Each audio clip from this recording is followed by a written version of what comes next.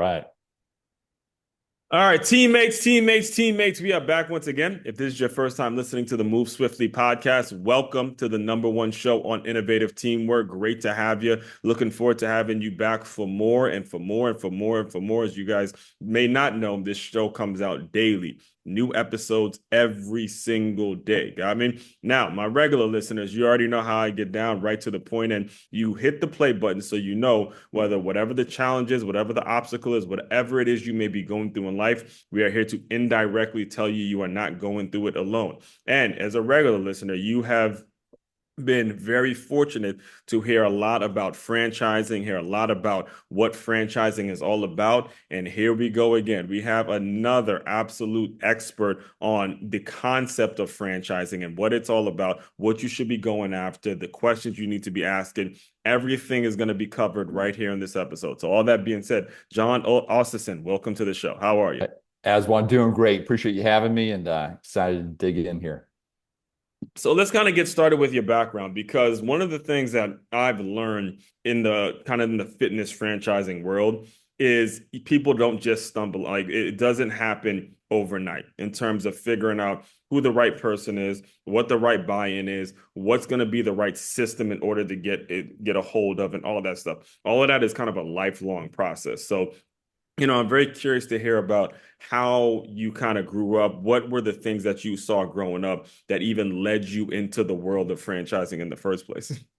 Yeah, like so many of your listeners, I spent many years in the corporate world and had a good run. And, there's always this innate desire to build my own empire, to have skin in the game, instead of building someone else's. And, had a good run, but really stumbled into franchising about 8 years ago. Went from a public company to serving as president of ShelfGenie franchise system, which was a large national franchisor, custom pull-out shelving for your kitchens and pantries. And so I Hmm. was supporting small business owners, i.e. franchisees all across North America on a daily basis, and really fell in love with the franchise model and just saw how so many diverse different backgrounds could get plugged into business ownership under a shared system that, where we provided support. So long story short, ended up partnering with the founder of ShelfGenie. We spun off. We've invested in franchises too on the franchisee side. So I've been on both sides of the table, and the last 5+ years I've spent helping others get plugged in, and just love being able to help people connect the dots and figure out how they can become business owners, oftentimes in industries that were never even on their radar. Right. And the thing is too, because like we were saying before we started recording, you went to undergrad in UGA.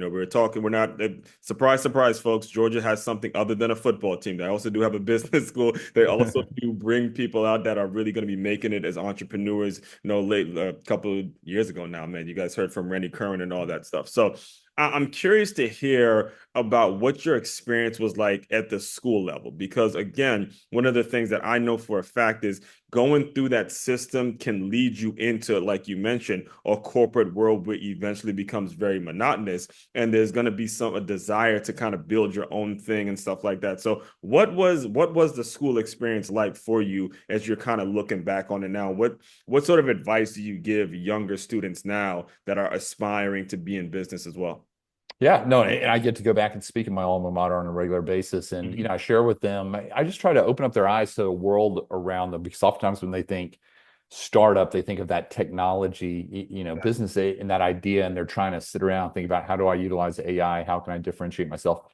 And, there's so much value to plugging and playing into a system. But yeah, going back to my younger self, everyone was telling me, hey, make great grades, become the president of this organization and that, build that resume so you can get the job. And, and it's that's the path I went down, and, Mhm. eventually went to grad school and, was in consulting, did some international work, checked a lot of boxes, had a great experience, was with organizations that allowed me to grow. But like I said, and I have so many conversations with others with similar backgrounds, they Mhm. want to be a business owner. They want, we only live once, right? You want Right. to take your future into your own hands and not be at someone else's beck and call. I don't want to have to ask for vacation. I want to be able to control my own destiny. So It's the I'd say a semblance lot of that it, was. and I hate to Yeah. pause you there, but I want to make sure I'm emphasizing this to the listeners, is that shiny object syndrome. When you're leaving college, I guess what, 100K or even 80K, Mhm. sounds like a lot of money. Yeah. But as we're recording this now, there are hurricanes, there are just natural disasters, there are things that are happening in life that you need to be having money stacked away for, where you just never know. And it's so important that regardless of whether you go and be a full-fledged entrepreneur or you decide, hey, I'm going to take the check that I'm getting, I'm going to make sure I'm putting stuff aside, the responsibility is on you to make sure you're prepared for these things. And this is something you have to learn through shared experiences, through conversations like this, and making sure I'm doing my due diligence, because I just never know what tomorrow brings. Yeah, and if you work hard, I mean, and some people shouldn't be business owners. I won't paint that picture. I think a lot of people have it in them, but some people Absolutely. shouldn't. And for me, I had a great run in the corporate world. I was able to save up the 401ks and get some stock equity, here and there with some of the larger companies, and that positioned me so that when I did make that jump into entrepreneurship, Right. I had a longer runway. And so I think there's a time and season for everyone. Some people, it's straight out of the gate, straight out of school. I'd say for the majority of people, get out there, learn some skill sets, save some money to your point, and Mhm. then make that jump when the right opportunity approaches. Right. All right. So as you transition into, kind of teaching people how to run a franchise, and I can't remember the coach's name. I'm blanking on his name now, but I think he said it in the best way. He said, he asked the question, did you pay for a franchise or did you just pay to have another job? All right. And this was actually when I was working as a trainer at a 9-round kickboxing and fitness franchise. Yeah. And that specific gym has gone out of business. And I would say it all the time. If the franchisor, who was Shannon and Heather, if they would see this franchisee on a daily basis, he would have been let go. Like Mm. there's certain, when you buy into a franchise, there's some people who just aren't built to have that responsibility. And I ask you that because there's a lot of people who would pay for it. How do you advise them to make sure they're making the right decisions, by whether it's a business owner that's trying to take their business franchise, or it's somebody who was in your situation that's working in the corporate world and say, okay, I'm going to just take the risk. I'm going to take this money and pay for it. How do you advise them to maneuver about it? What's your advice to them?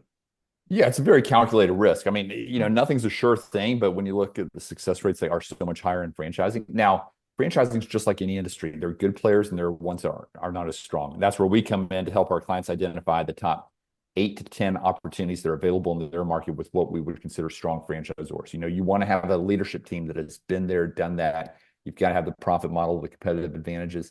It's Mm-hmm. important to understand during that exploration process, what are current owners in their system, other franchisees saying about their experience, and you can use them as a sounding board. So the goal is really to go in eyes wide open so that, again, you're making a calculated risk when you make that jump. But no, we hold our clients' hands through the process. It's really interesting. To your point about buying a job, about half of our clients make the jump to running the business full time themselves, Mm-hmm. oftentimes with the goal of eventually replacing themselves and moving on to the next thing and building that portfolio. That's so common. We have so many clients that have done that.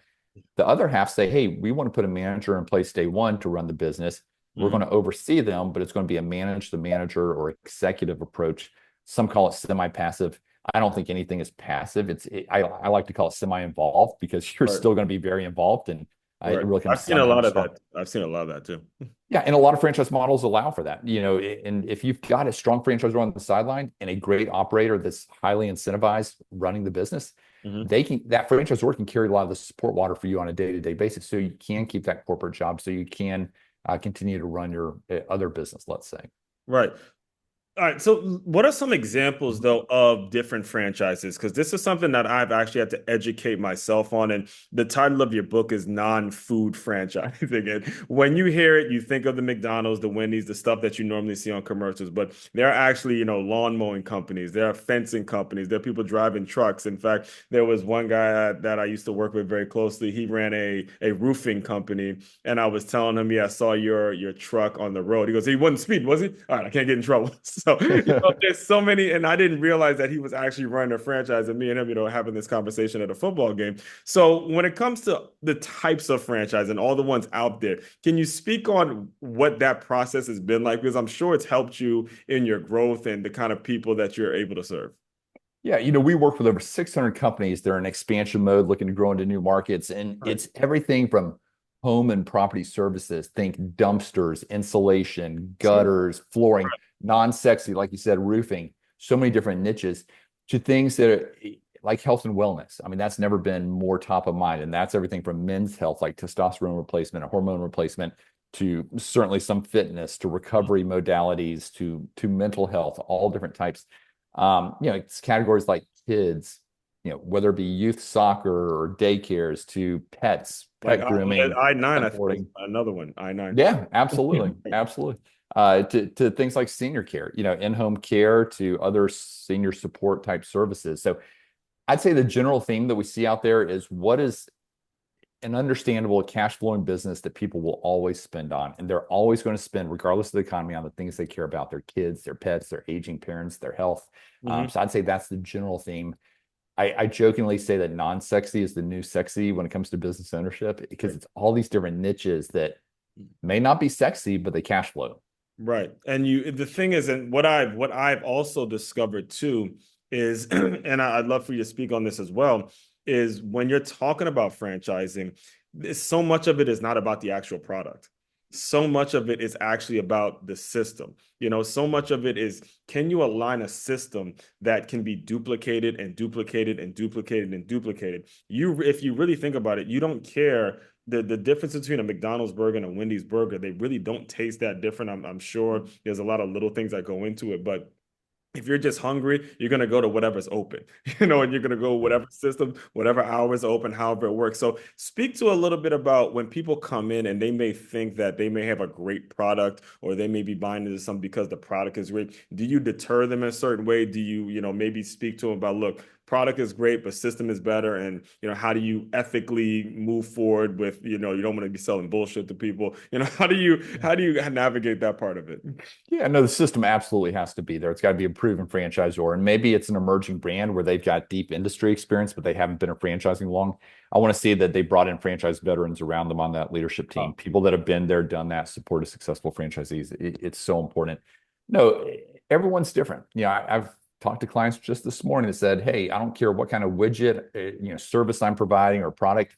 It's all about the numbers. I've got others to say, hey, the numbers are important. We got to check that box, but we really want to get back to the community, or we really see a need that we want to lean into. We want to feel good about, obviously you want to feel good about the service, but it has to be one that we really are passionate about. So everyone's different on that continuum, but I'd say that to your point, the system is so important. People ask me, what will it take to be a successful franchisee? And it's really two things. It's one, being good with people, whether that be someone that people want to work for, someone people want to work with. I mean, that's just business 101. But then secondly, it's willingness to follow the system. You've got to have some degree of humility to say, hey, I'm going to come into this new industry oftentimes, and I'm not going to pretend to be the smartest guy in the room. I'm going to follow. There's a reason why I bought into a franchise. I'm going to follow the system. When I was at ShelfGenie and I saw 100 owners across North America with different backgrounds running the same business day in, day out, those were the two characteristics that were most important. And it sounds cliche, but those that were following the system the closest were our top franchisees. And I'm glad you said that, because now I really have to ask this, because me being a sports guy and you also being very familiar with football, this entire concept that I've built and the entire just my way of thinking, and stems from playing college football, coaching it, being around it, and really not knowing until later on in life that the NFL is a 501c3. It's actually a nonprofit. However, they're putting out there, we have different franchises. And I'm thinking, wait a minute, there's some confusion there, especially when you're talking about sports people who are used to going out and they're either, you either win or you lost. Now in business, you can take a deal where you get a 500,000 and then the other one gets 400,000. Both of you are happy. They could be two winners. So can you speak to a little bit about how, when you're talking about maybe someone who's doing something that's a nonprofit, and how they're still able to utilize franchise systems to make it work the way, obviously, I mean, everyone can't be the NFL, but there's ways in which you can take something that was built to have kind of a nonprofit feel, but then you implement a franchise system and all of a sudden, obviously it's a big profit, when you look at how the NFL is able to do their thing. Yeah, no, it's your point. The NFL, you've got franchises competing against each other, right? In a way. So you say it's right. So it's a pseudo shared system, pseudo not. One of the things I love about franchising, the world that we operate in, is those franchisees are operating the same system, but in different markets. and they're supporting each other. The better the one does, the better for the other ones because it supports the brand, right? And so it's kind of not only is that not a scarcity mentality, but it's also a rising tide raises all ships. And some of the best innovation comes from franchisees coming up with new ideas, testing new things, and then sharing with the overall franchise system. So it really can create this mastermind group of others that are living the same thing day in, day out. Yeah. And those shared experiences really, we talk about franchising. You're in business for yourself, but not by yourself. And that's not just you have a coach, to use your analogy, on the sidelines in the franchisor, but you do have this community of other franchisees. So, no, we do see nonprofits that will expand in franchise-like models, to your point, where if you can incentivize people that know their local markets, that have a passion, I'd say in the nonprofit world, passion's probably a little more important, right? But Right. they've got the relationships and can go deep in their local communities.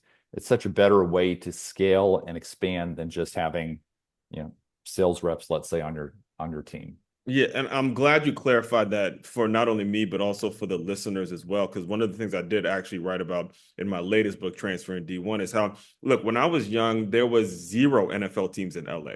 But with the market, with the way business works, there's three now, three. And an advocate, one of the advocates for building SoFi Stadium was the owner, Jerry Jones, who, again, you would think he's a competitor and he wants the best stadium, but it's not like that. There's still some support amongst, people who are also owning it and going through the same thing. And to me, it's just a fascinating model whenever Mhm. someone is trying to get into business because you're asking the right questions. Are you going to get support doing this? Are you going to deal with this? Again, one of the things that I saw in the gym I just mentioned, he would complain about getting no support.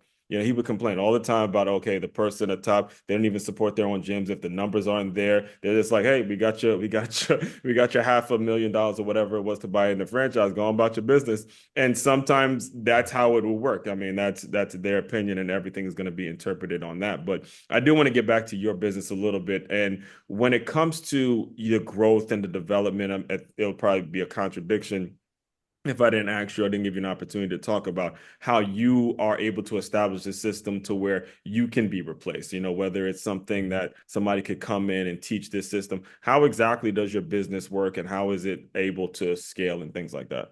Yeah, I'm essentially a real estate broker, but for franchises. And so you think about a real estate broker, and they can't scale themselves without building out a team. And so I do Yeah. have a very small team. I keep it lean. I just came back from a franchise conference last week. Multiple people approached me about jumping on board at FranBridge, and right now I'm keeping it lean intentionally, and that served me well. I mean, I was still able to grow it to being number 584 on the Inc. 5000 this past year on the list, which I'm really proud of. And so That's a we've big got deal. That's a big deal. yeah, and for me, trust is very important, and my clients put trust in me. I will put trust in other people, but it takes me a lot of time. If the responsibility I'm giving them is to lead people into making franchise purchases, that's a lot of responsibility. And so, yeah, I've been very methodical in the growth, and there are constraint points. I am a constraint in the business. I talk to other business owners, like from Entrepreneurs Organization. They say, "Well, how are you going to scale this 10x?" I may not scale it 10x, but I really love what I do. It does, I do well financially, and allows me to invest in franchises and do other, Right, make right, other right. investments too. So it's a Well, little different. that's what I'm saying. You actually beat me to my next point because it kind of seems like that would be the natural fit. Hey, I know these franchises so well, and it would seem like it'd be a natural sense transition for you to go and invest in certain franchises Exactly. too. So now way you actually have some stability as well. Yeah, and I can't do it all, and I certainly don't have all the time. But no, I'm invested in three different franchises on the franchisee front. I'm invested in a franchisor as well, where I'm a minority shareholder there, and I've been able to get out there and promote a business called Art of Drawers, which we're really excited about. We just expanded to our 56th territory with that one today. Yes. So I love. Congratulations. Yeah, I appreciate it. So, I don't know that my business will ever be 10x, but I'm not going for growth at all cost. For me, it's all about quality rather than quantity. I mean, I still am able to help hundreds of clients every year, but I don't know that that needs to be tens of thousands. I don't know if our quality would be the same if I did. Yes, and again, another incredible point for anybody that's looking for growth, anybody that's looking to create a career, anybody that is really wanting to do something that they can believe in. That is the big thing about franchising. You have got to believe in your system and believe in what you're doing every single day. And I've worked for a ton of them, whether it was Orange Theory, whether it was Town Sports International, whether it was LA Fitness, all of them said the same thing. What you guys do for people, what you guys go and help people do, getting them in shape, all that kind of stuff, you got to really believe in it. All right. You don't, I mean, listen, no, there's no gym that has the best weight rack set or whatever it is. They are joining because of the people. All right. And, when you mention being a franchisor, what are the requirements that you're looking for in potential investments? What are the things that they need to be having so you're able to say, okay, this is something I can move forward with? So I'm sorry, from a franchisor standpoint or Yeah, from your perspective? invest, like when you mentioned becoming, because that's, it creates stability for you. You've obviously done your research. People aren't going to be able to sell you bullshit because it's like, look, here, you can't just tell me this is going to be a great franchise without me doing my research. So when it comes to what makes it so you're going to make your investment, what's the criteria that you look for? It comes down to the leadership team puts so much weight on that and their backgrounds. As I mentioned earlier, the financial model's got to be there. It's got to have a why in the market, from a competitive advantage standpoint, whether it be a barrier to entry or just something unique about it. And I want to hear from the current owners in the system. I mean, no one's going to give you feedback like the people that are currently running the business day to day. So, talking to other franchisees and I'm fortunate because I've got a pretty extensive network within the franchise world. I was with a couple of hundred franchise brands just last week at a conference and, got to interact with them, hear the latest about what's going on behind the scenes with each of them.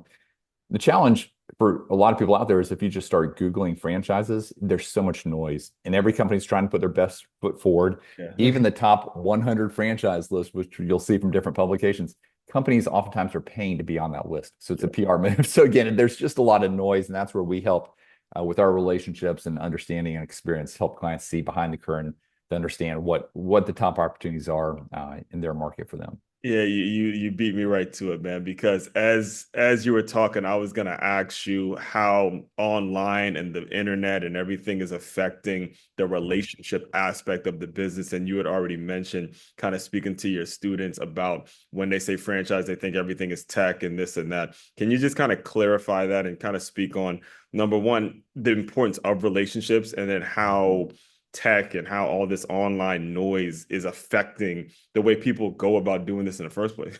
Yeah, if you're going to make a huge financial investment, let's say, in private equity, you're probably going to have a financial advisor that's, giving you feedback and telling you Right. based on their experience. They review a lot of deals and why this deal's better than others, right? You're not just going to go at it blind. Same thing with buying a house. Typically, you'd have a real estate in a new city. It's going to be a real estate agent that's been there and knows the market and maybe even has some off-market deals, right? They understand what's going on. Yes. And such. So yeah, I'd say it's the same kind of role here that we play. Our clients never pay us a nickel. We simply get a referral fee from the company on the back end. So if someone wanted to buy a franchise and they go directly to the franchise, or if they go through us as their advisor, they're going to pay the same franchise fee. So it's a beautiful model where I'm never selling. I get to consult. And, if a placement happens and we do our job well, we get a referral fee from the brand on the back end. Now that's confidence, folks. That is confidence. If I like, that is when you know your shit and hey, I'm going to be good enough to get this deal for you. I won't take any money on the back end. We'll just take our fee when you're actually happy. And it's the truth about life and in business. You have to fight. You have to really work hard to meet those people, that middleman who really does care about the clients. And it doesn't happen often. You're not going to just roll over and it just appears. You have to work very, very hard when it comes to finding the people that can serve as that relationship builder. So, all that being said, I do want to be very respectful of your time. Can you just tell people a little bit about what's next for the company, what you see? You sort of already mentioned it, but I'll give you the opportunity to speak on that a little bit more if you'd like to. Yeah. We've had great growth, and that's a result of being able to help a lot of people get into franchising and become business owners, oftentimes for the first time. We get our validation when they come back and buy additional locations, or they come back. Yes, sir. Now we get that lifetime. Yeah. We had multiple clients do that just last week. We've had clients come back and buy additional brands. I mean, that's what gets us excited. And probably half of our business is referrals. So I mean, nothing speaks louder, but would love to share a copy of our book, Non-Food Franchising, free digital downloads with all of your listeners. So yeah, come out to our website, franbridgeconsulting.com, FRAN bridgeconsulting.com. Share your email address. We'll reach out with links to download our book. And certainly, if you want to buy it online, we've sold thousands of copies. All the proceeds go to a great nonprofit that we support, Hope International. But yeah, happy to share free copies if you reach out.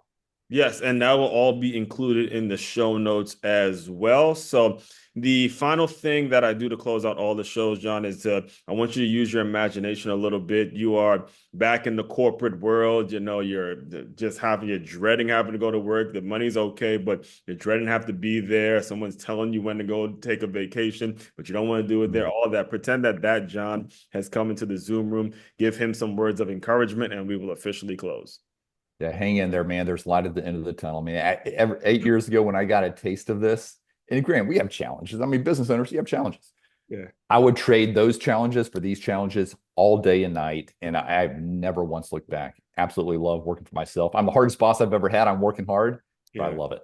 Yes. Hey, listen, again, and the reason I close out the show with all that is because I want you guys to understand, like I said at the beginning, whatever the obstacle is, whatever the challenge is, whatever it is you're going through, you're not going through it alone. We're here to indirectly tell you we're here for you. Just keep chopping wood. Keep chopping wood. To end off a football analogy, just keep chopping wood. All right. All that being said, fellow teammates, continue to move swiftly. We will talk more soon.